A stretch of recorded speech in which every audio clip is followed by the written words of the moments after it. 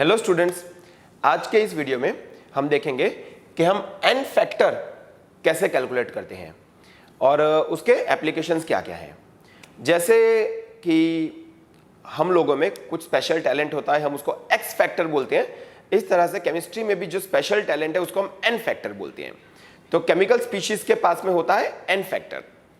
तो आइए शुरू करते हैं आज का क्लास और देखते हैं कि n फैक्टर हम कैसे फाइंड करेंगे। तो हम देखते हैं कि n फैक्टर हमको फाइंड क्यों करना है, what is the need to find n factor, या फिर ऐसा बोल सकते हैं कि why we are studying this topic in chemistry. तो n फैक्टर की जरूरत हमको पड़ती है अगर आपको नंबर ऑफ इक्विवेलेंट्स फाइंड करने हैं। If you want to find out the number of equivalents, तो आप कैसे फाइंड करोगे? तो आप नंबर ऑफ मोल्स को n फैक्टर के साथ में मल्टीप्लाई करोगे तो आपको नंबर ऑफ इक्विवेलेंट्स मिलेंगे। या फिर अगर आपको इक्विवेलेंट मास फाइंड करना है तो आप मॉलिक्यूलर मास को अगर n फैक्टर से डिवाइड करोगे तो आपको इक्विवेलेंट मास मिलेगा। अब इसको, ये जो चीज है इसको हम बोलते हैं द कंसेप्ट ऑफ इक्विवेलेंट्स। और कंसेप्ट ऑफ इक्विवेलेंट्स जो है केमिस्ट्री में यूज होता है ताकि जो भी आप मोल से, मोल कंसेप्ट से अगर आप कोई सम बहुत ही उसकी कुछ लिमिटेशंस है सम सॉल्विंग में, तो वो चीजें आप इक्विवेलेंट के कंसेप्ट से बहुत ही इजीली और शॉर्ट टाइम में सॉल्व कर सकते हो। खैर वो सब मैं आपको जब हम नेक्स्ट वीडियो बनाएंगे कंसेप्ट ऑफ इक्विवेलेंट्स में, उसमें मैं आपको समझाऊंगा कि इक्विवेलेंट्स की जरूरत क्या होती है केमिस्ट्री में।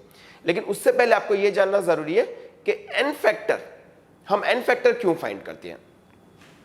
फिर जो सेकंड उसका एप्लीकेशन है वो है कि नॉर्मालिटी और मोलारिटी के बीच का जो रिलेशन है वो है normality is equal to n factor multiplied by molarity. तो अगर आपको नॉर्मालिटी को मोलारिटी में कन्वर्ट करना है और वाइस वर्सा, तो आपको n फैक्टर की जरूरत पड़ेगी। और जो भी क्वेश्चंस टाइट्रेशंस के ऊपर, पर्टिकुलरली जो क्वेश्चंस आपके JEE या नीट में पूछे जाते हैं बेसिकली टाइट्रेशंस के ऊपर, फिर चाहे वो एसिड बेस्ड टाइट्रेशन हो या रेडॉक्स टाइट्रेशन हो, तो वो क्वेश्चंस n फैक्टर के कैलकुलेशन से, मतलब कि इक्विवेलेंट कंसेप्ट के कैलकुलेशन से बहुत ही इजीली आप वो क्वेश्चंस सॉल्व कर सकते हो। So this is the importance of n factor. तो खैर इक्विवेलेंट का कंसेप्ट तो हम बाद में देखेंगे, नेक्स्ट वीडियो उसका पूरा एक अलग वीडियो आएगा जिसमें हम what is the importance of equivalent concept and उसके कुछ एग्जांपल सॉल्व करेंगे। लेकिन आज के इस वीडियो में जो बेसिक स्टेप है इक्विवेलेंट कंसेप्ट के लिए वो है n फैक्टर। तो आज के इस वीडियो में हम n फैक्टर के बारे में जानेंगे। अब n फैक्टर जो होता है, n factor will depend upon the type of substance. अगर एसिड है तो उसके लिए n फैक्टर अलग तरह से कैलकुलेट होगा, बेस के लिए अलग तरह से होगा, एटम्स के लिए अलग तरह से होगा, आयंस के लिए अलग तरह से होगा, सॉल्ट्स के लिए अलग तरह से होगा और रेडॉक्स रीएजेंट के लिए अलग तरह से होगा। तो ये जो आज का टॉपिक है ये हम 1, 2, 3, 4, 5 एंड 6 पार्ट्स में डिवाइड करके देखेंगे कि इन सब चीजों के लिए n फैक्टर किस तरह से फाइंड किया जाता है। तो हम शुरू करते हैं n factor of acids. n factor of acids, acids का n फैक्टर हम कैसे फाइंड कर सकते हैं? तो n factor of acids equals the basicity of an acid. अब बेसिसिटी क्या होता है? बेसिसिटी मतलब number of replaceable H plus ions that N acid has.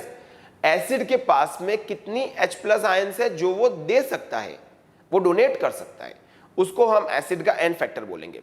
बच्चों आप जानते हो कि acids give H plus ion in aqueous solution, ठीक है, अकॉर्डिंग टू आर्हेनियस थ्योरी। और ब्रॉन्स्टेड-लॉरी थ्योरी भी यही बोलता है कि acids they donate protons, acids are proton donors.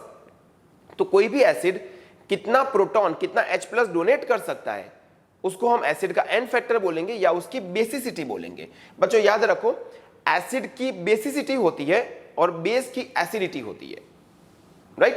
Acid की एसिडिटी नहीं होती है, एसिड की बेसिसिटी होती है। सो एसिड पास कितना H प्लस आयन है that is not important, but वो कितना दे रहा है दैट इज इंपॉर्टेंट। आप इसको कुछ इस तरह से समझो, मान लो कि एक बिजनेसमैन है, राइट? बहुत बड़ा बिजनेसमैन है, अंबानी, ओके। सो अंबानी जैसा कोई बिजनेसमैन है, उस वक्त बहुत बहुत बहुत वेल्थ है, बहुत पैसा है, लेकिन वो कितना चैरिटी कर रहा है, कितना डोनेट कर रहा है, राइट? उससे उसकी वर्थ पता लगती है। तो इस तरह से एसिड पास कितना H प्लस है वो इंपॉर्टेंट नहीं है, लेकिन कितना वो दे रहा है वो इंपॉर्टेंट है। तो आपको जस्ट एसिड का ये जो मॉलिक्यूलर फॉर्मूला है, ये कुछ एसिड्स मैंने सिलेक्ट किए हैं, उनके मॉलिक्यूलर फॉर्मूला है, वो देख के आप पता नहीं लगा सकोगे कि एसिड का बेसिसिटी क्या है, लेकिन आपको उसके स्ट्रक्चर पे जाना पड़ेगा और स्ट्रक्चर पे जाने के बाद आपको पता लगेगा कि एसिड का बेसिसिटी क्या होता है। जैसे कि हम पहला एग्जांपल लेते हैं HCl का। HCl का नाम होता है हाइड्रोक्लोरिक एसिड। HCl में अगर आप देखोगे तो HCl जब वो डिसोसिएट होगा तो आपको वो देगा H प्लस और Cl-। तो HCl जो है वो आपको एक H प्लस दे रहा है, राइट, इसलिए उसकी बेसिसिटी जो होगी वो 1 होगी। ओके, इसी तरह से अगर हम सल्फ्यूरिक एसिड देखें, H2SO4 देखें, तो H2SO4 is again a strong acid. तो H2SO4 डिसोसिएट होके आपको देगा 2H प्लस प्लस SO4-2, तो उसकी बेसिसिटी 2 होगी। लेकिन I want to clarify one point here which is very very important, और वो पॉइंट ये है कि H2SO4 ऐसे भी डिसोसिएट हो सकता है और H2SO4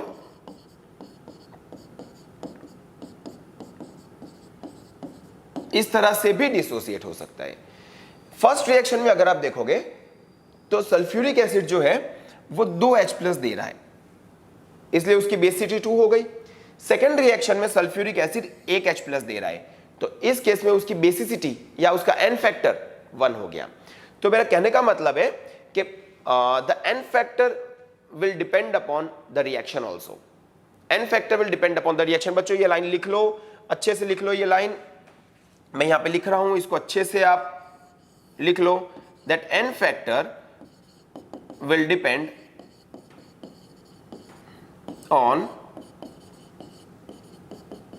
the reaction. N factor जो है वो रिएक्शन के ऊपर डिपेंड करेगा। जैसे कि अब आप सल्फ्यूरिक एसिड अगर देखोगे तो सल्फ्यूरिक एसिड जब सोडियम हाइड्रोक्साइड के साथ में रिएक्ट करता है तो वो कुछ इस तरह से रिएक्ट कर सकता है। It will give you Na2SO4 that is salt and water. Balance करने के लिए हम आगे यहां 2 लगा देंगे अब, और यहां पे भी 2 लग जाएगा, बैलेंसिंग हो जाएगा उसका, ठीक है। और सल्फ्यूरिक एसिड जो है वो सोडियम हाइड्रोक्साइड के साथ में कुछ इस तरह से भी रिएक्ट कर सकता है कि it will give you NaHSO4 plus H2O, ठीक है। अब अगर आप फर्स्ट रिएक्शन देखोगे तो फर्स्ट रिएक्शन में क्या हुआ, सल्फ्यूरिक एसिड ने अपने 2 हाइड्रोजन जो है वो डोनेट कर दिए, 2 हाइड्रोजन दे दिए। ये Na और ये सल्फेट ये मिलके Na2SO4 बनाया, और इसने क्या किया 2H प्लस यहां से और 2OH माइनस यहां से, इन्होंने मिलकर यहां पे 2 मोल्स वाटर दे दिया।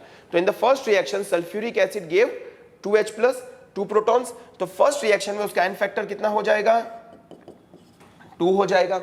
अगर आप सेकंड रिएक्शन देखोगे तो सेकंड रिएक्शन में क्या हुआ, सल्फ्यूरिक एसिड ने जस्ट 1H प्लस दिया, ओनली 1H प्लस, और ये एक OH के माइनस के साथ में कंबाइन होकर इसने 1 मोल वाटर फॉर्म किया, और बाकी जो सॉल्ट हमको मिली वो सोडियम हाइड्रोजन सल्फेट सॉल्ट मिली। तो इस रिएक्शन में सल्फ्यूरिक एसिड ने सिर्फ एक ही हाइड्रोजन दिया। बिकॉज सल्फ्यूरिक एसिड ने एक हाइड्रोजन दिया तो सेकंड रिएक्शन में उसका एन फैक्टर कितना हो गया, 1 हो गया, right. So see students, it's very easy कि your n factor will depend upon, first तो मैंने आपको बताया it will depend upon the structure of the acid, और second thing it will depend upon the type of reaction. आपको reaction देख के भी एन फैक्टर का पता लगेगा। तो सर अगर हमको मान लो कि ऐसे नॉर्मली हमको सल्फ्यूरिक एसिड दिया हुआ है, राइट, कुछ नॉर्मलिटी मोलारिटी का कैलकुलेशन है और हमको नॉर्मल सल्फ्यूरिक एसिड दिया हुआ है और reaction is not given to us, तो फिर हम क्या करें, तो उस केस में आप सल्फ्यूरिक एसिड का एन फैक्टर या उसका बेसिसिटी आप 2 कंसीडर करोगे। अगर रिएक्शन नहीं दिया हुआ है तो you will consider the N factor of sulphuric acid as 2। Reaction दिया हुआ है तो फिर आपको रिएक्शन के अकॉर्डिंग करना पड़ेगा, ठीक है, ओके। अब हम देखते हैं nitric acid. Nitric acid again, जब नाइट्रिक एसिड आपका डिसोसिएट होगा तो नाइट्रिक एसिड डिसोसिएट होकर आपको देगा H प्लस और NO3 माइनस। तो because it is giving only 1 proton, it's N factor और बेसिसिटी विल बी 1। H3PO4, अब आप देखो H3PO4 में देखो फॉस्फोरिक एसिड में 3H प्लस आयंस है तो उसका बेसिसिटी 3 है। H3PO3 जो है फॉस्फोरस एसिड या तो फॉस्फोनिक एसिड, उसमें भी 3 H प्लस आयंस हैं, तो उसका बेसिसिटी 2 है या एन फैक्टर 2 है। और H3PO2 अगर आप देखोगे हाइपोफॉस्फोरस एसिड या फॉस्फेनिक एसिड, उसमें 3 H प्लस आयंस है, फिर भी उसका एन फैक्टर 1 है, राइट। तो अब आपको लग रहा होगा ऐसे कैसे, इसमें भी here I am having 3H plus, here also I am having 3H plus, here also I am having 3H plus, तो फिर ऐसा क्यों कि इसका एन फैक्टर 3 है, इसका 2 है और इसका 1 है, ऐसा क्यों? आइए समझते हैं। तो यहां पे इसको समझने के लिए आपको इन एसिड्स के स्ट्रक्चर्स को समझना पड़ेगा, लेकिन अगेन आपको स्ट्रक्चर्स को रटना नहीं है, आप थोड़ा सा अगर ध्यान दोगे, थोड़ा समझोगे तो ये आपको बहुत ही इजी लगने लग जाएगा। जैसे कि मान लो हम पहले डेफिनेशन देखते हैं, what do you mean by oxo acid. Oxo acid इस वर्ड का मतलब क्या होता है? अगर मान लो मुझे किसी भी एलिमेंट का ऑक्सो एसिड बनाना है, मान लो मेरे पास एक एलिमेंट X है और मुझे उसका ऑक्सो एसिड बनाना है, तो ऑक्सो एसिड जो होगा उसमें इतना तो डेफिनेटली होगा, एक डबल बॉन्ड O होगा और एक OH होगा। किसी भी ऑक्सो एसिड में इतना पार्ट तो डेफिनेटली होना ही चाहिए, ऑक्सो एसिड कहलाने के लिए इतना होना चाहिए। फिर इधर कुछ और अटैच है, इधर कुछ और अटैच है, वो हो सकता है, लेकिन इतना पार्ट अगर है तो उसको हम ऑक्सो एसिड बोलेंगे। अब ये जो 3 है, ये तीनों हमारे ऑक्सो एसिड्स ऑफ फास्फोरस हैं, ये तीनों they are the oxo acids of phosphorus. तो देखो इसमें होता क्या है, let's draw the structure of H3PO4 first. तो उसके लिए आप क्या करोगे, आप फास्फोरस रखोगे, एक डबल बॉन्ड O रखोगे और एक OH रखोगे, बिकॉज वो प्री रिक्विजिट है ऑक्सो एसिड बनाने के लिए। तो यहां पे आपने डबल बॉन्ड O रख दिया, यहां पे आपने OH रख दिया, ओके। अब it is having 3H and we all know that phosphorus can form 5 bonds, 5 covalent bonds, तो 1 2 3 are already formed, ये 4th bond और ये 5th bond। तो यहां पे हम क्या करेंगे, अब देखो हमने एक OH रख दिया और यहां पे हमने एक और OH रख दिया, ठीक है। तो ये हो गया हमारा H3PO4। अब ऑक्सीजन और हाइड्रोजन के बीच में जो इलेक्ट्रोनेगेटिविटी का डिफरेंस होता है वो काफी ज्यादा होता है, उस वजह से ये हाइड्रोजन जो है ये यहां से निकल जाएगा, ये हाइड्रोजन भी यहां से निकल जाएगा और ये हाइड्रोजन भी यहां से निकल जाएगा, राइट। लेकिन जब ये हाइड्रोजन निकलेगा तो ये जो OH बॉन्ड के जो इलेक्ट्रॉन्स हैं ये लेके नहीं निकलेगा, since oxygen is more electronegative, oxygen will take the electrons of the shared pair और ये हाइड्रोजन इलेक्ट्रॉन बिना निकलेगा, इसलिए H प्लस होकर बाहर निकलेगा। इसलिए जो फॉस्फोरिक एसिड है, फॉस्फोरिक एसिड की जो एन फैक्टर है या उसकी जो बेसिसिटी है वो 3 होगी, बिकॉज वो 3 H प्लस दे सकता है, वेरी सिंपल। इसकी बात करें, फॉस्फोरस एसिड की बात करें, तो अगर उसका स्ट्रक्चर बनाना बहुत इजी है, ये रहा फॉस्फोरस, हम एक डबल बॉन्ड O और एक OH तो रखना ही पड़ेगा बिकॉज वो जरूरी है ऑक्सो एसिड के लिए। Phosphorus can form 5 bonds. अब आपको O और H को सेट करना है, ठीक है। तो एक हाइड्रोजन हमने यहां पे रख दिया, 2 ऑक्सीजन, 3 में से 2 ऑक्सीजन यूज हो गए, हम यहां पे एक OH रख देंगे। Now we don't have any oxygen left, देखिए 1 2 and 3 oxygen are used, hydrogen are only 2 और यहां पे देयर आर 3 हाइड्रोजन्स और यहां पे there are only 2 hydrogens, so here I will put 1 hydrogen. Now ये हाइड्रोजन H प्लस बन के निकल जाएगा इजीली, ये हाइड्रोजन भी H प्लस बन के इजीली निकल जाएगा, लेकिन ये जो हाइड्रोजन है ये नहीं निकल पाएगा बिकॉज फॉस्फोरस और हाइड्रोजन के बीच में इलेक्ट्रोनेगेटिविटी का जो डिफरेंस होता है वो बहुत ज्यादा नहीं होता है। तो ये वाला जो हाइड्रोजन है ये इजीली नहीं निकल पाएगा, राइट। और ये वाला 2 हाइड्रोजन निकल जाएंगे H प्लस बन के, because it is losing only 2 H plus ions, it's N factor is 2, या ऐसा बोलेंगे कि it's basicity is 2। Similarly, let's have a look at the next oxo acid of phosphorus, that is H3PO2, जिसको हम बोलेंगे hypophosphorous acid या तो फॉस्फेनिक acid. अब ये जो है बच्चों एक काम करो, वीडियो को यहीं पॉज कर दो और इसका स्ट्रक्चर अपने आप से, इसका स्ट्रक्चर खुद से ड्रॉ करने की कोशिश करो, ठीक है, और फिर मैं ड्रॉ करवाता हूं। तो होप सो कि आपने इसका स्ट्रक्चर ड्रॉ कर लिया होगा। देखते हैं इसका स्ट्रक्चर कैसा होगा, P double bond O OH, इतना तो हमको रख ही देना है, तभी वो ऑक्सो एसिड कहलाएगा। अब देखो यहां पे 2 ऑक्सीजन है, 1 and 2 oxygen we have already used, यहाँ पे 3 हाइड्रोजन है, एक हाइड्रोजन हमने यूज किया, ये दूसरा हाइड्रोजन और ये तीसरा हाइड्रोजन। अब आप मुझे बताओ, सोच के बताओ कि कितने हाइड्रोजन या कितने प्रोटॉन्स ये डोनेट करेगा। तो यहाँ क्योंकि O और H की इलेक्ट्रोनेगेटिविटी में काफी डिफरेंस है, ये सिर्फ एक ही प्रोटॉन डोनेट करेगा, राइट। और ये वाला जो प्रोटॉन है और ये वाला जो एक्चुअली ये वाला जो हाइड्रोजन है और ये वाला जो हाइड्रोजन है डोनेट नहीं हो पाएगा, बिकॉज फास्फोरस और हाइड्रोजन की इलेक्ट्रोनेगेटिविटी में इतना डिफरेंस नहीं होता है, तो ओनली एक ही प्रोटॉन बाहर निकलेगा और इस वजह से इसकी जो बेसिसिटी है वो 1 होगी। तो बच्चों देखा आपने, बहुत ही ईजी है, राइट, कि आप स्ट्रक्चर को देख के आप पता लगा सकते हो कि एसिड का एन फैक्टर या एसिड का बेसिसिटी कितना होता है। इसके बाद हम देखेंगे, let's talk about acetic acid. अब जब एसिटिक एसिड की बात करेंगे तो एसिटिक एसिड का स्ट्रक्चर ये होता है,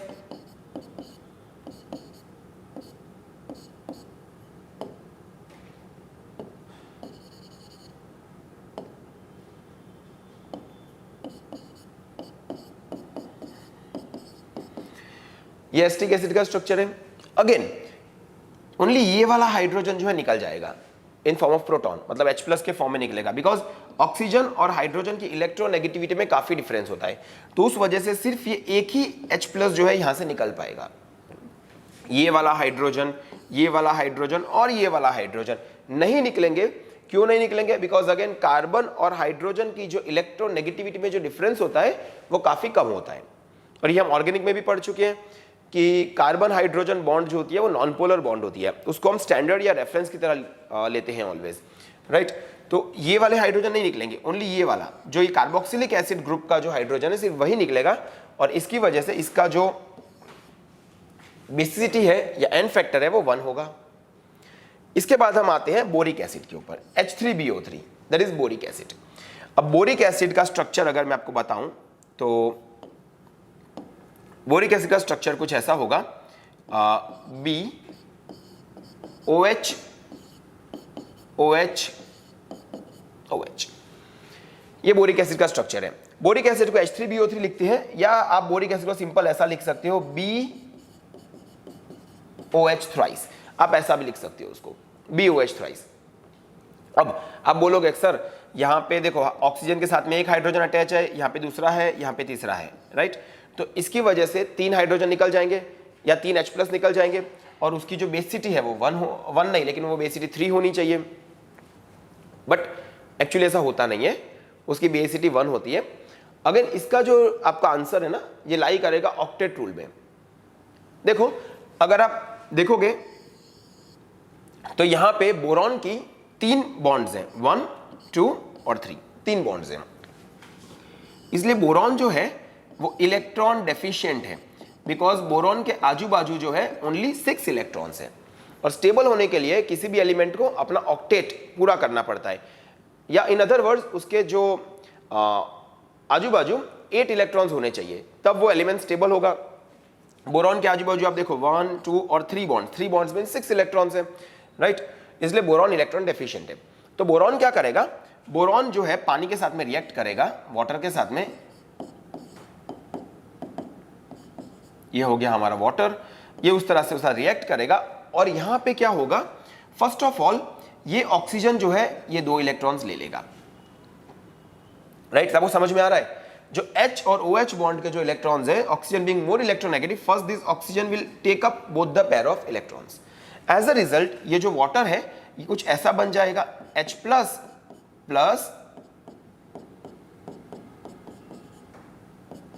OH माइनस। ये जो OH माइनस है ये अपने एक्स्ट्रा इलेक्ट्रॉन्स के साथ में बोरॉन पे अटैक करेगा। जैसे इसने अटैक करा, the thing becomes like this, BOH OH OH, this is boric acid, और यहां से जो OH माइनस अटैक करा, this oxygen will form a coordinate covalent bond with boron, और आपका सिचुएशन कुछ ऐसा हो जाएगा, आपको मिलेगा BOH4 माइनस एनायन प्लस ये जो H+ है इसको मैं यहां पे लिखता हूं। तो देखो बोरिक एसिड को जब अपने वाटर के साथ में रिएक्ट किया तो उसने क्या किया, it is giving you only 1 H+, and because it is giving you 1 H+, its N factor और its basicity is 1, right. So देखो बच्चों, it's as simple as that, okay. आपको क्या करना है, एन फैक्टर फाइंड करने के लिए आपको एसिड का स्ट्रक्चर पता होना चाहिए, या तो फिर अगर आपको रिएक्शन गिवन है, आपको कोई रिएक्शन दिया हुआ है, तो फिर वो रिएक्शन के अकॉर्डिंग भी आप उसका एन फैक्टर फाइंड कर सकते हो। अब बच्चों कई बार ना एग्जाम में कुछ इस तरह के क्वेश्चंस आती हैं, they won't give you acids directly but they will give you some non metallic oxides. अब आप सबको मालूम है कि नॉन मेटालिक ऑक्साइड्स जो होते हैं वो एसिडिक नेचर के होते हैं। क्यों ऐसा हम क्यों बोलते हैं? क्योंकि आप किसी भी नॉन मेटालिक ऑक्साइड को अगर आप पानी में डालोगे तो वो एसिड बनाएगा, इसलिए जो नॉन मेटालिक ऑक्साइड्स होते हैं वो एसिडिक नेचर के होते हैं। तो देखो जैसे यहाँ पे आपको ये नॉन मेटालिक ऑक्साइड दिया हुआ है सल्फर डाइऑक्साइड, और उसका एन फैक्टर पूछा है, यहाँ दिया हुआ है sulphur trioxide, again N factor पूछा है, और यहाँ दिया हुआ है कार्बन डाइऑक्साइड और अगेन एन फैक्टर पूछा है। तो इस केसेस में आपको क्या करना है, वेरी सिंपल, आपको जो गिवन ऑक्साइड है उसको आप वाटर के साथ में रिएक्ट कर दो, खत्म, इतना ही करना है। आप उसको वाटर के साथ में रिएक्ट कर दो। आप जब उसको वाटर के साथ में, जैसे इसको SO2 को मैं रिएक्ट करूंगा तो मुझे मिलेगा H2SO3। H2SO3 का नाम है सल्फ्यूरस एसिड, राइट। H2SO3 का नाम है सल्फ्यूरस एसिड। अब देखो सल्फ्यूरस एसिड 2H+ डोनेट कर सकेगा, तो इसका जो एन फैक्टर होगा वो होगा 2, मतलब सल्फर डाइऑक्साइड का जो एन फैक्टर होगा वो होगा 2। Sulphur trioxide, again sulphur trioxide को भी आप वाटर के साथ में रिएक्ट कर दो, वो आपको देगा H2SO4, that is sulphuric acid. तो सल्फ्यूरिक एसिड का एन फैक्टर 2 है, इसीलिए सल्फर ट्राइऑक्साइड का भी एन फैक्टर 2 होगा। कार्बन डाइऑक्साइड, इसको आप वाटर के साथ में रिएक्ट कर दो, वो आपको देगा H2CO3, that is carbonic acid. तो क्योंकि कार्बोनिक एसिड का एन फैक्टर 2 है, कार्बन डाइऑक्साइड का एन फैक्टर भी 2 होगा, राइट। तो अब आप बहुत इजीली, कोई भी आपको नॉन मेटल ऑक्साइड दिया हुआ है और उसका एन फैक्टर पूछा है, आपको बहुत सिंपल करना है, रिएक्ट इट विद वाटर, उसके करस्पॉन्डिंग एसिड का जो एन फैक्टर आएगा वही उस नॉन मेटालिक ऑक्साइड का भी एन फैक्टर होगा। तो अब हम देखते हैं N factor of bases. N factor of bases मतलब कि एसिडिटी ऑफ अ बेस। अब एसिडिटी ऑफ अ बेस क्या होता है? It means number of replaceable OH minus ions, right. You all know that bases give OH minus ions in aqueous solution. तो base कितने OH minus ion दे सकता है aqueous solution में, उसको हम उसका एसिडिटी बोलेंगे या एन फैक्टर बोलेंगे। एग्जाम्पल, पहला बेस जो हमने लिया है वो है सोडियम हाइड्रोक्साइड। अब देखो उसमें एक ही OH माइनस आयन है तो उसका एसिडिटी 1 होगा। MgOH ट्वाइस में 2 OH माइनस आयन है तो एसिडिटी 2 होगी। BaOH ट्वाइस में अगेन 2 OH माइनस आयन है तो उसका एसिडिटी 2 होगी। एल्यूमिनियम हाइड्रोक्साइड में 3 OH माइनस आयन है तो उसका एसिडिटी भी 3 होगी। सो से दिस इज वेरी सिंपल। अब आते हैं अमोनिया के ऊपर। अब अमोनिया में आप बोलोगे कि सर अमोनिया में तो OH माइनस आयंस है ही नहीं, तो ऐसे जो एसिड बेसिस हैं, तो ऐसे जो बेसिस हैं कि जिसमें OH माइनस आयन ही नहीं है, तो उसमें हम देखेंगे कि वो कितने H+ एक्सेप्ट कर सकते हैं। आप जानते हो कि आरएनएस थियरी ऐसा बोलती है कि bases give OH minus ion in aqueous solution, but there are many bases which do not give OH minus ion in aqueous solution. तो उन बेसिस के लिए हम क्या करेंगे, हम देखेंगे कि वो कितने H+ आयन एक्सेप्ट कर सकता है। अगर OH माइनस दे नहीं सकता तो कितने H+ एक्सेप्ट कर सकता है, हम वो देखेंगे। आइए समझते हैं इसको। अब अमोनिया जो है इट्स अ वीक बेस, वो OH माइनस आयन मतलब उसमें O है ही नहीं, ऑक्सीजन है ही नहीं, तो हम क्या करेंगे, हम देखेंगे ये कितने H+ एक्सेप्ट कर सकता है। अब देखो ammonia will accept only 1 H+, तो वो आपको देगा NH4+, that is ammonium cation. So because it is accepting only 1 H+, the acidity of ammonia will be 1. अगर हम ऑर्गेनिक अमाइंस की बात करें, RNH2 is amines. Amines are also weak bases, so amines can also accept 1 H+, and hence its acidity will always be 1. Now come to a typical case in which we will take the example of hydrazine. This is hydrazine. Now looking at the structure, आपको ऐसा लग रहा होगा कि ये एक H plus accept करेगा और ये एक H प्लस एक्सेप्ट करेगा, तो कुछ सिचुएशन ऐसी बन जाएगी, NH3 प्लस NH3 प्लस, तो इसकी जो एसिडिटी है वो 2 होनी चाहिए, but this thing is wrong, ये गलत है, ऐसा कभी होता नहीं है। ऑल्दो हमारे पास 2 नाइट्रोजन है, दोनों के ऊपर लोन पेयर ऑफ इलेक्ट्रॉन्स है, लेकिन ऐसा करने से जब हम इस टाइप का स्ट्रक्चर बनाएंगे, इस टाइप की आयन बनाएंगे, तो उसमें होगा क्या, ये जो 2 पॉजिटिव चार्जेस काफी नजदीक होने की वजह से ये स्ट्रक्चर हाईली अनस्टेबल बनेगा। इसलिए भले आपको देख के ऐसा लग रहा है कि नाइट्रोजन के पास में, हमारे पास 2 नाइट्रोजन है और नाइट्रोजन के पास में, दोनों नाइट्रोजन के पास में लोन पेयर ऑफ इलेक्ट्रॉन्स है, लेकिन ऐसा इस तरह का कभी होता नहीं है। एक्चुअली होता क्या है कि हाइड्रोजन जो है ये एक H प्लस आयन एक्सेप्ट करेगा और ये आपको देगा NH2 NH3 प्लस, तो it will accept only one H plus and the acidity or the N factor of hydrogen will be 1. Next is, let's talk about N factor of atoms. अब atoms का N factor कैसे calculate करते हैं, तो N factor of atoms is equal to the valency of the atom.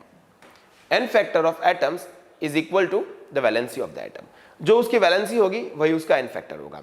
आइए इसको थोड़ा समझते हैं। जैसे कि अगर मैं ग्रुप 1 एलिमेंट्स ले लूं, मतलब कि हमारे lithium, sodium, potassium, rubidium, caesium, तो इनकी जो वैलेंसी है ये 1 होगी, इसलिए इसका जो N फैक्टर है वो भी 1 होगा। अगर मैं ग्रुप 2 एलिमेंट्स लूं तो उसकी जो वैलेंसी है वो 2 होगी, तो N फैक्टर भी उसका 2 हो जाएगा। अगर मैं ग्रुप 13 एलिमेंट्स लूं तो ग्रुप 13 एलिमेंट्स की जो वैलेंसी है वो 3 है, तो उसका N फैक्टर भी 3 हो जाएगा। अगर मैं ग्रुप 14 एलिमेंट्स ले रहा हूं तो उसकी वैलेंसी 4 होती है, तो उसका N फैक्टर भी 4 हो जाएगा। See it's very simple. Group 15 elements अगर लें तो उसकी वैलेंसी जो है वो 3 होगी, तो उसका N फैक्टर भी 3 हो जाएगा। ग्रुप 16 एलिमेंट्स अगर हम लें तो उसकी वैलेंसी जो है वो 2 होगी, तो N फैक्टर 2 होगा। और ग्रुप 17 एलिमेंट्स जो हैलोजेंस हैं उसकी वैलेंसी 1 होगी, तो उसका N फैक्टर 1 होगा। So it's very easy. आपको जब भी कोई एटम दिया हुआ है, आपको सिर्फ लोकेट करना है कि वो एटम किस ग्रुप में है, या फिर आप उस एटम का इलेक्ट्रॉनिक कन्फिगरेशन लिखकर भी आप उसका N फैक्टर पता लगा सकते हो। फॉर एग्जाम्पल, जैसे कि मैं आपको ले लेता हूं, say for example if I take calcium, तो कैल्शियम का एटॉमिक नंबर होता है 20, तो 20, तो इसका इलेक्ट्रॉनिक कन्फिगरेशन होगा 2 8 8 2। तो कैल्शियम के पास में there are 2 valence electrons, so its valency is 2 and therefore its N factor is 2। तो आप कैसे भी कर सकते हो, अगर आपको ये मालूम है कि वो एलिमेंट किस ग्रुप में प्रेजेंट है तो भी आप N फैक्टर फाइंड कर सकते हो, या फिर उसका इलेक्ट्रॉनिक कन्फिगरेशन लिखकर भी आप उसका N फैक्टर फाइंड कर सकते हो। अब हम देखेंगे कि पॉली एटॉमिक मॉलिक्यूल्स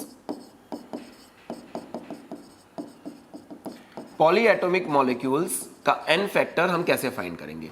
तो फॉर एग्जांपल मेरे को दिया हुआ है O2 मॉलिक्यूल और मुझे O2 मॉलिक्यूल का N फैक्टर फाइंड करना है, तो बहुत सिंपल है। O एटम का N फैक्टर कितना होता है, ऑक्सीजन ग्रुप 16 में लाई करता है, तो उसका N फैक्टर 2 होगा। तो O2 का कितना होगा, O2 का होगा 2 × 2, that is 4. Next example, suppose I am given Cl2 molecule, तो chlorine atom lies in group 17, तो उसका N फैक्टर 1 होता है, तो Cl2 का N फैक्टर होगा 1 × 2 because there are 2 Cl atoms in Cl2 molecule, so N factor is 2. एक और एग्जांपल लेते हैं, say for example, okay let's take this example P4। मुझे P4 का N फैक्टर फाइंड करना है, so phosphorus lies in group 15, तो उसका N फैक्टर होगा 3। Therefore P4 molecule has 4 phosphorus atoms, तो उसका N फैक्टर होगा 3 × 4, दैट इज 12। तो इस तरह से हम पॉली एटॉमिक मॉलिक्यूल्स के N फैक्टर फाइंड कर सकते हैं। तो देखो बच्चों, आपने देखा अगर आपको एटम्स का एन फैक्टर फाइंड करना आता है तो आपको पॉली एटॉमिक मॉलिक्यूल्स का एन फैक्टर ऑटोमेटिकली फाइंड करना आ जाएगा। Next is let us see how we find out the N factor of ions या रेडिकल्स।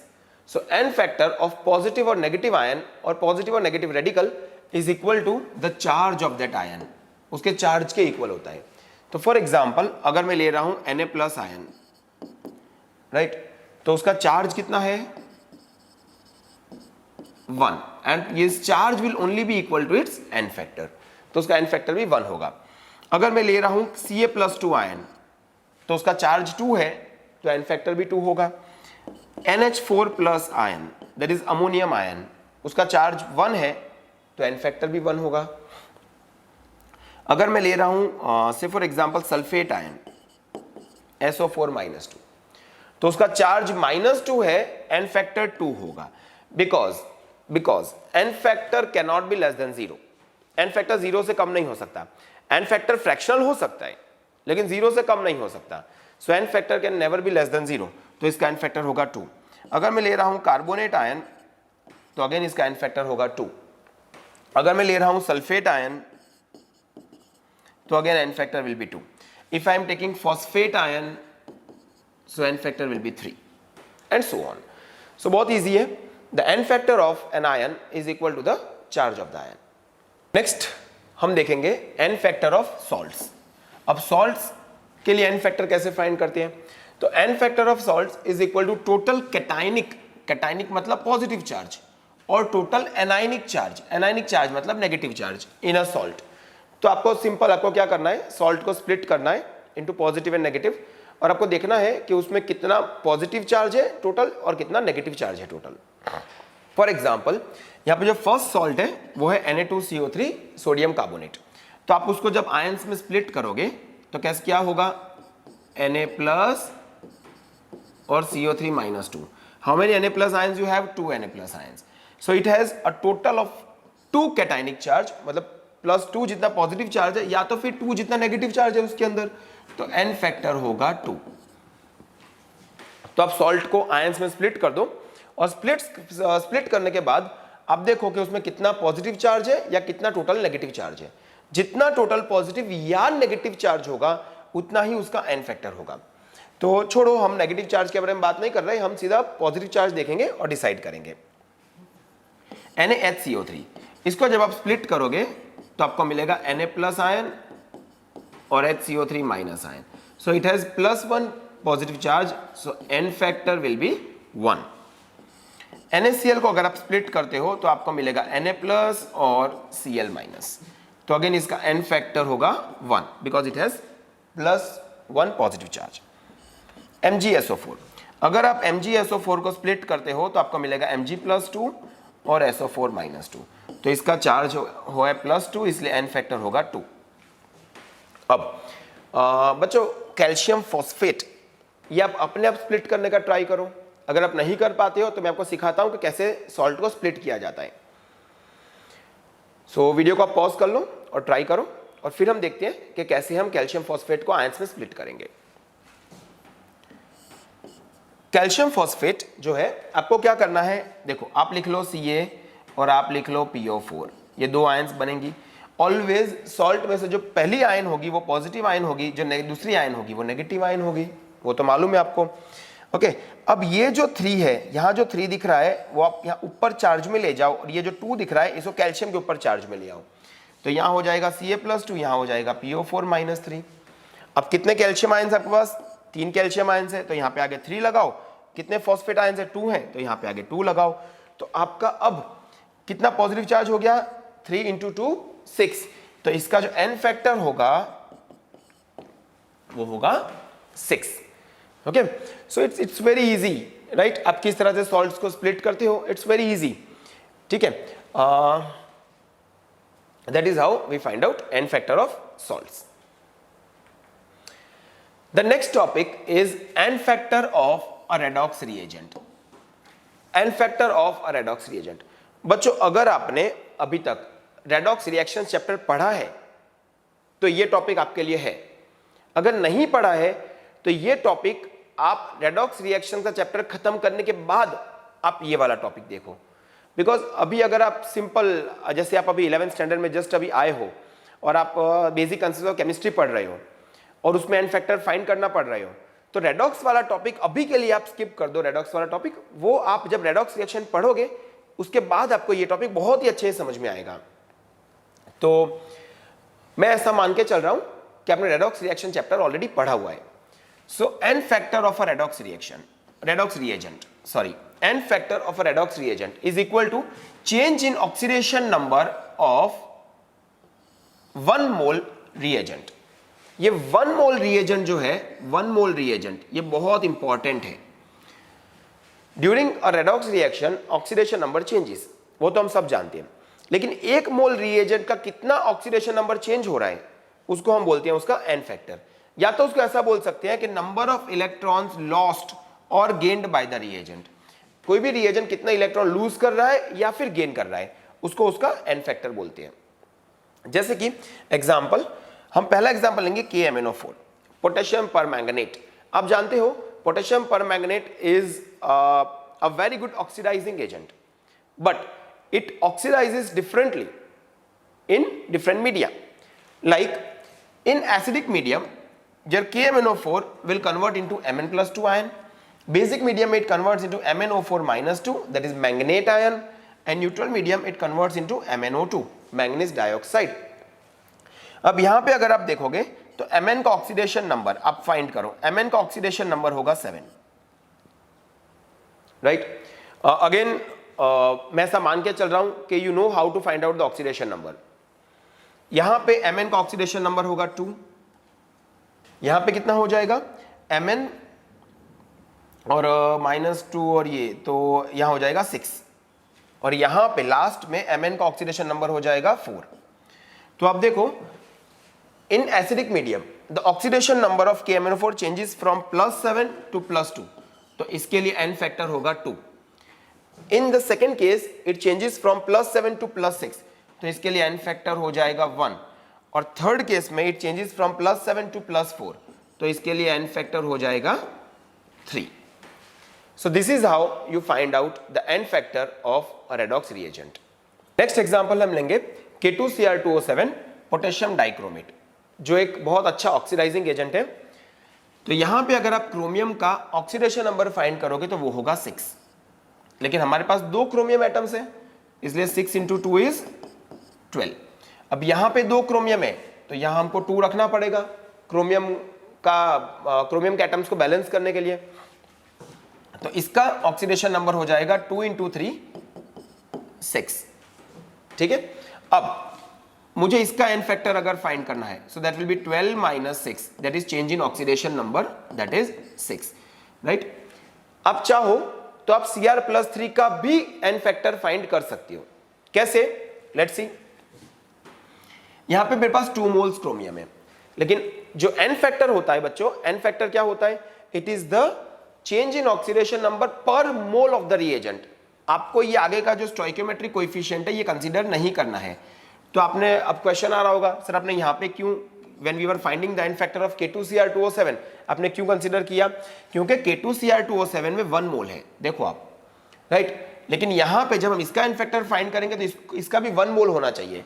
तो मैं क्या करूंगा, मैं ऐसा कंसीडर करूंगा कि ये आगे का 2 नहीं है। Let me first erase it. देखो इसका ऑक्सीडेशन नंबर 3 है, इसका 6 है। अब यहाँ पे एक Cr आयन है, Cr+3 आयन है, और यहाँ पे 2 है, लेकिन हमको इसको 1 मोल ही रखना है, हमको इसको 1 मोल रखना है, इसलिए मैं यहाँ पे जो है उसको 12 नहीं लिखूंगा, मैं एक ही Cr एटम का लूंगा ऑक्सीडेशन नंबर। तो NF will be equal to 6 - 3, that is 3। Always बड़े में से छोटे को माइनस करो, बिकॉज क्या होता है ना कि I told you the n factor is always positive. या फिर आप ऐसा कर सकते हो कि n factor is equal to modulus of, फिर आप चाहे यहाँ पे 3 - 6 करो, द आंसर विल बी 3, ठीक है। तो n फैक्टर में आपको ध्यान रखना है, आपको जिसका n फैक्टर फाइंड करना है उसका आपको 1 मोल लेना है। आई रिपीट, आपको जिसका n फैक्टर फाइंड करना है उसका आपको 1 मोल लेना है। आगे बढ़ते हैं, आपको ये चीज अच्छे से समझ में आएगी। चलो इसका करते हैं। तो यह नाइट्रोजन का जो ऑक्सीडेशन नंबर होगा वो होगा -3, यहां पे नाइट्रोजन का ऑक्सीडेशन नंबर जो होगा वो होगा 6 और 1 तो 5, 5, right. So n factor of nitrogen, n factor of nitrogen अगर आप फाइंड करोगे तो वो होगा कितना, modulus of -3 -5, so that will be 8।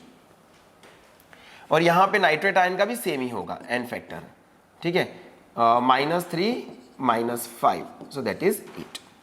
So here the N factor is 8, ठीक है। अब चलो अगेन I- to I2, अगर यहां हमको I- आयन का एन फैक्टर फाइंड करना है तो इसका ऑक्सीडेशन नंबर होगा -1, इसका होगा 0। अब आप बोलोगे सर यहां पे एक I- है, यहां पे 2 आयोडीन है, बट हम यहां पे आगे 2 नहीं रखेंगे। Here I will not put 2। Why I will not put 2? Because mole n factor is calculated per mole of the reagent, तो यहां पे मैं 2 नहीं रखूंगा, तो इसका एन फैक्टर कितना हो जाएगा, -1 -0, दैट विल बी 1, ठीक है। मैं मॉड्यूलस क्यों ले रहा हूं? Because N factor can never be negative. अब मुझे आयोडीन का एन फैक्टर अगर फाइंड करना है तो क्योंकि ये आयोडीन के 2 एटम्स हैं, मुझे यहां पे आगे 2 रखना पड़ेगा उसको बैलेंस करने के लिए। अब देखो यहां मैं I2 का एन फैक्टर फाइंड कर रहा हूं तो उसके नंबर ऑफ मोल्स मैंने 1 ही रखे हैं। अब जिसका एन फैक्टर फाइंड करो उसको आप 1 मोल ही रखो, तो इसका अब ऑक्सीडेशन नंबर है 0, इसका हो जाएगा -2 हो जाएगा, इसका आफ्टर पुटिंग 2 इंटू -1 -2 हो जाएगा। सो एन फैक्टर कितना हो जाएगा, -2 -0, सो दैट विल बी 2। तो देखा आपने, एन फैक्टर फाइंड करना बहुत इजी है, राइट। आपको क्या करना है, जिसका एन फैक्टर फाइंड करना है उसका 1 मोल लेना है, बस इतना ध्यान रखो। नेक्स्ट, अब कई बार आपको इस तरह के रिएक्शंस दिए जा सकते हैं। ये रिएक्शंस आप पढ़ोगे 12th स्टैंडर्ड में, जब आप पोटेशियम परमैंगनेट पढ़ोगे तब ये सब रिएक्शंस पढ़ोगे। तो इसमें अगर एन फैक्टर फाइंड करना है तो हम कैसे कर सकते हैं, लेट्स सी। तो यहां पे हमको Mn, राइट, Mn का जो ऑक्सीडेशन नंबर है वो यहां पे वो है 7, और यहां पे Mn, और यहां पे Mn का जो ऑक्सीडेशन नंबर है वो है +2, और ये 1 मोल है, इसलिए directly n factor is equal to 7 - 2, that is 5। और अगर मुझे Mn+2 का एन फैक्टर फाइंड करना है तो वो भी कितना होगा, 7 - 2, दैट इज 5। मुझे Fe+2 आयन का अगर एन फैक्टर फाइंड करना है तो Fe+2 का ऑक्सीडेशन नंबर है 2, Fe+3 का है 3। अब देखिए Fe+2 गोज टू Fe+3, तो यहां पे एन फैक्टर कितना हो जाएगा, modulus of 2 - 3, so that is 1। और यहां पे इसका एन फैक्टर कितना हो जाएगा, अगेन 3 - 2, सो दैट इज 1। तो अगेन एन फैक्टर 1 होगा। Come to the next example, MnO4-, again Mn का ऑक्सीडेशन नंबर 7 होता है, यहां पे Mn का ऑक्सीडेशन नंबर 2 होगा। तो when MnO4- goes to Mn+2, the n factor here, जैसे हमने ऊपर कैलकुलेट करा 7 - 2, that is 5, और यहां भी इतना ही होगा, n factor is 7 - 2, that is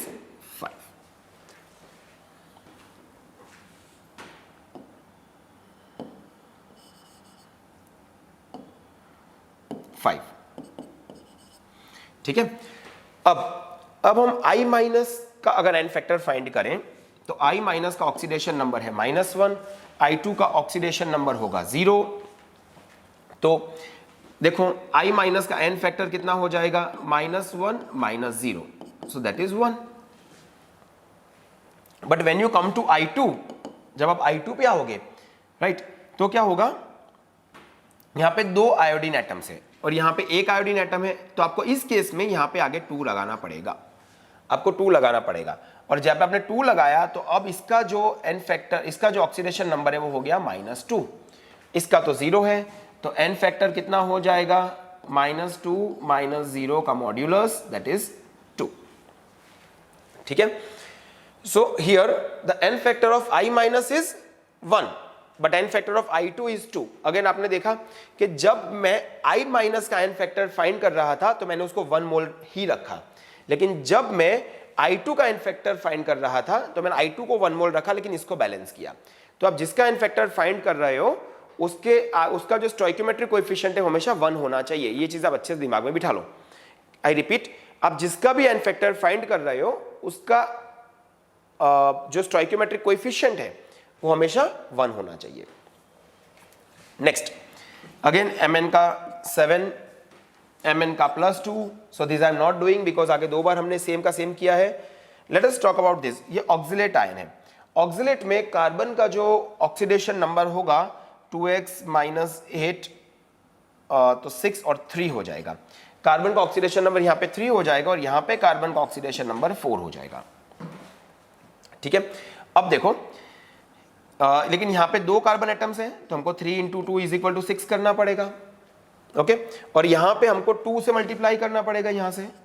ठीक है, बिकॉज अगर यहाँ 2 कार्बन एटम्स है तो वहाँ पे हमको 2 लाने के लिए 2 से मल्टीप्लाई करना पड़ेगा। तो ये हो जाएगा 4 × 2 8, तो ऑक्सीडेशन नंबर हो जाएगा 8। अब क्या ये 1 मोल है? हाँ, ये 1 मोल है, तो हम एन फैक्टर फाइंड कर सकते हैं। So what is the N factor? Change in oxidation number, that is 6 - 8 का मॉड्यूलस दैट इज 2। ठीक है, नाउ आप चाहो तो कार्बन डाइऑक्साइड का भी एन फैक्टर आप यहां पे फाइंड कर सकते हो। कैसे करोगे? तो n factor of carbon dioxide, देखो अब ये कितना है, 2 मोल्स कार्बन डाइऑक्साइड है, वो नहीं चलेगा। ठीक है, 2 मोल्स कार्बन डाइऑक्साइड नहीं चलेगा because as I told you n factor is always calculated per mole of the reagent. तो आपको यहां से 2 निकालना पड़ेगा, यहां से भी 2 निकालना पड़ेगा। तो अब इसका ऑक्सीडेशन नंबर हो जाएगा 4। और यहाँ पे बिकॉज आपने यहाँ पे 1 कार्बन एटम ही कंसीडर करना है, तो यहाँ पे आप एक ही कार्बन एटम कंसीडर करोगे तो उसका जो ऑक्सीडेशन नंबर है वो हो जाएगा 3। ठीक है, तो आपका एन फैक्टर कितना हो जाएगा? 4 - 3 and that is equal to 1। तो यहाँ पे ऑक्सिलेट आयन का एन फैक्टर 2 होगा और कार्बन डाइऑक्साइड का एन फैक्टर 1 होगा। ठीक है, this is actually the method to find out n factor of a redox reagent.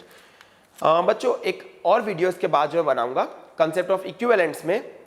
ठीक है, मैं आपको एक सुपर ट्रिक दूंगा ऑक्सीडेशन नंबर और एन फैक्टर फाइंड करने की ऑफ अ रेडॉक्स रिएजेंट। तो बने रहिए हमारे साथ, उस वीडियो का थोड़ा वेट कीजिए, इसके बाद वो वीडियो आएगा तो उसमें मैं आपको पूरा एक जो है सुपर ट्रिक दे दूंगा।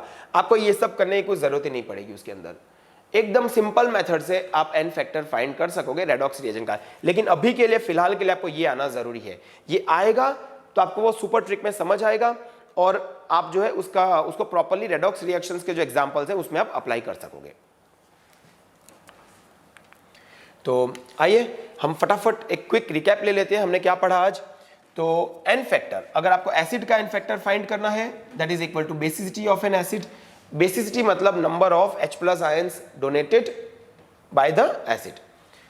बेस का एन फैक्टर होता है उसकी एसिडिटी, मतलब number of OH- ions donated by a base और number of H+ ions gained by a base.